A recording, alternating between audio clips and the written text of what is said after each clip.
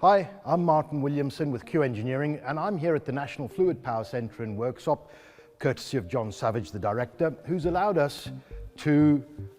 use the facility to demonstrate some of these products. This is a kit that contains 4 sensor units that transmit information wirelessly to a base unit. And what we have is the sender units that are either a pressure gauge for attachment or a remote pressure gauge to take it away from the electrical noise, or in fact a temperature probe and a flow meter device, which they are then transmitting wirelessly over 800 meters, but with a booster to take it up to 1.6 kilometers. These signals are sent from these sender units to the base unit located here, which then plugs into the built-in tablet provided in the kit here,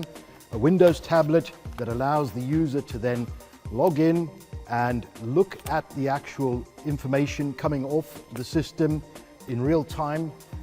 and it can transmit up to 50 signals a second, which can then be displayed either both numerically and graphically on the software provided with the unit. If this is allowed to run remotely and independently, it can also be configured to pick up on alarms that can then send a text alert or an email to the designated responsible person. And of course, in today's world of Industry 4.0 and Maintenance 4.0, this kind of technology is an ideal fit for that. Thank you for watching.